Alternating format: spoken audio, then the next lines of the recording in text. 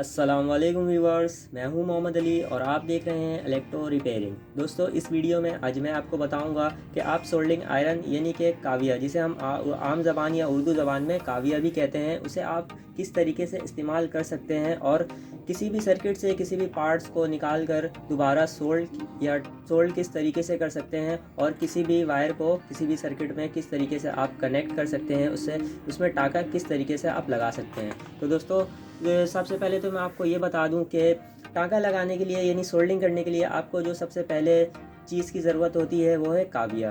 दोस्तों, ये मेरे पास एक काविया यानी सोल्डिंग आयरन मौजूद है।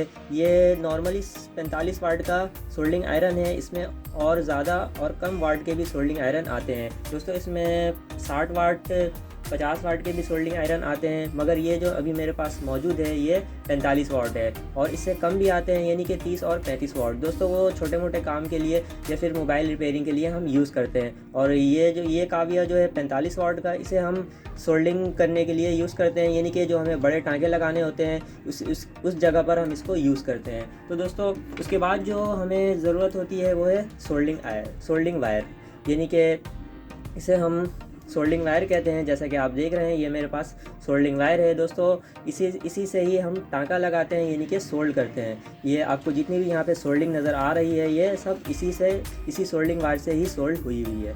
तो दोस्तों, अब जो हमारे पास ये चीज़ मौजूद है, इसे आप देख रहे होंगे, आप सोच रहे होंगे कि ये चीज़ किस काम में आती है। हालांकि टाँका जो है वो सोल्डिंग वायर और काविया से लगता है, यानी कि सोल्डिंग वायर और काविया से हम टाँका लगाते हैं। तो इस चीज़ की ज़रूरत हमें क्यों पड़ती है और ये चीज़ हमारा क्या काम करता है। तो दोस्तों, ये चीज़ जो है बेसिकली हमारा जो काम करता है वो ये है कि जब एक बार हम किसी भी जगह पर टाँका लगा देते हैं, इस सोल्डिंग वायर को यूज़ कर लेते हैं, यानी कि आपके सामने मैं यहाँ पर इसको सोल्ड करता हूँ। तो अब जो ये सोल्डिंग वायर है ये हार्ड होना शुरू हो जाएगा, यानी कि जब इस पर हम दोबारा काविया को लगाएंगे तो ये ठीक तरीके से मेल्ट नहीं होगा, ठीक तरीके से पिघलेगा नहीं।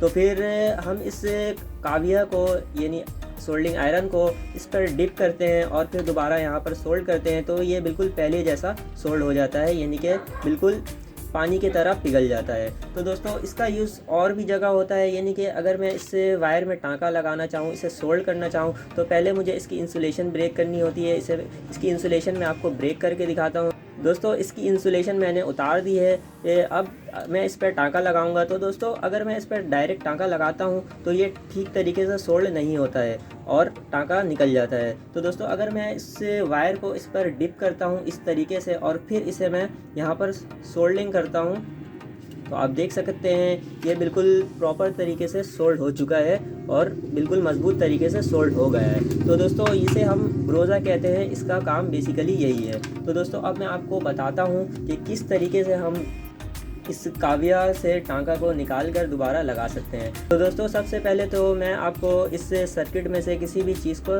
निकाल कर दिखाता हूँ। तो दोस्तों, मैं अभी इस कैपेसिटर को यहाँ से निकालूंगा, यानी कि इस छोटी सी कैपेसिटर को मैं यहाँ से निकालूंगा। तो दोस्तों, सबसे पहले तो मैं इस सोल्डिंग आयरन यानी काविया को इस पर डिप करूँगा। उसके बाद इसकी जो प्रिंट होगी यानी इसकी जो पॉइंट होगी, इस दोनों में इसे इस तरीके से लगाऊंगा और कैपेसिटर को आराम से पुश कर लूँगा, यानी कि खींच कर निकाल लूँगा।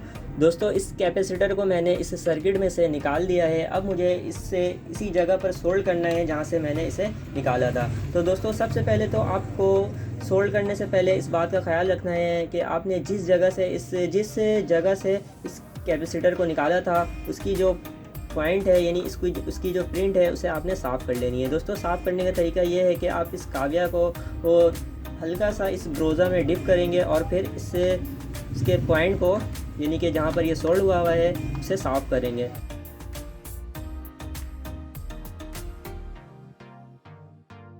दोस्तों, इसे मैंने साफ़ कर लिया है। अब इस कैपेसिटर की जो पिन है यानी इसकी जो दो लीड निकली हुई है, इस पर भी सोल्डिंग वायर जो है थोड़ी थोड़ी जम गई है। अब इसे भी मैं साफ़ कर लेता हूं। दोस्तों, इसे भी आप इसी तरीके से साफ़ कर सकते हैं, यानी कि इस काविया को सोल्डिंग आयरन को आप ब्रोज़ा पर डिप करते हैं, उसके बाद इसे इस पिन पर लगाते हैं, तो इसका जो ये पिन है वो बिल्कुल प्रॉपर तरीके से साफ़ हो जाता है। तो दोस्तों, अब मैं इसे सर्किट पर लगाता हूँ, यानी कि जिस जगह से मैंने इसे निकाला था उसी जगह पर मैं इसे दोबारा लगाता हूँ। तो दोस्तों, इसे मैंने यहाँ पर पुश कर दिया है, यहाँ पर लगा दिया है। अब इसके बैक साइड पर मैं सोल्डिंग करूँगा। तो दोस्तों सोल्डिंग करने के लिए सबसे पहले मुझे इससे सोल्डिंग वायर को उठाना है और इससे के एक पिन पर मुझे काविया को रख कर सोल्ड करना है। तो इसकी एक पिन सोल्ड हो चुकी है। अब इसी तरह मैं इसकी दूसरी पिन सोल्ड करूँगा।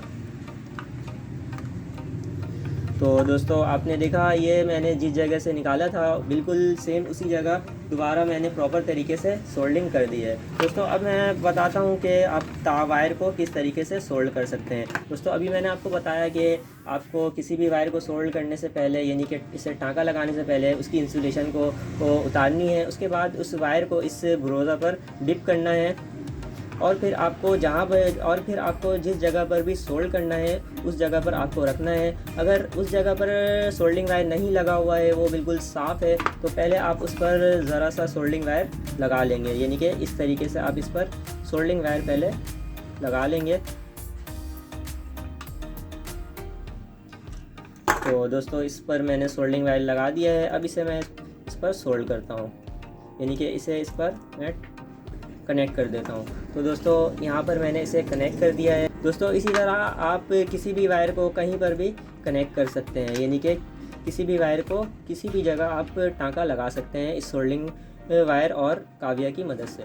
तो दोस्तों एक मसला ये आता है कि हमारा जो सोल्डिंग वायर होता है वो ठीक तरीके से मेल्ट नहीं होता है। आप उस पर कुछ भी कर लें, ब्रोज़ा भी लगा लें, तब भी वो ठीक तरीके से मेल्ट नहीं होता है। तो इसकी जो सबसे बड़ी वजह ये है कि आपके पास जो सोल्डिंग वायर होती है वो बिल्कुल कोई लो क्वालिटी की होती है और चीप होती है। दोस्तों चीप होने की वजह से, यानी सस्ता होने की वजह से, उसकी क्वालिटी जो है ठीक नहीं होती है, उसमें बहुत ही ज़्यादा मिलावट होती है। इस वजह से आपकी जो सोल्डिंग है वो ठीक नहीं हो पाती है। दोस्तों आप को अगर सोल्डिंग करना है, टाँका लगाना है, तो आप नॉर्मली कोई अच्छी सोल्डिंग वायर ख़रीदें। दुकानदार से बोले कि मुझे कोई अच्छी सोल्डिंग वायर दे दें जिससे मैं ठीक तरीके से टाँका लगा सकूं। तो दोस्तों इस काविया या सोल्डिंग आयरन की मदद से आप किसी भी पार्ट्स को निकाल कर दोबारा सोल्ड कर सकते हैं या फिर किसी भी वायर को इस पर सोल्डिंग कर सकते हैं, टाँका लगा सकते हैं। तो दोस्तों उम्मीद करता हूँ आपको ये सोल्डिंग करने का तरीका समझ आ गया होगा कि किस तरीके से हम काविया को यूज़ करते हैं और सोल्डिंग किस तरीके से करते हैं और इस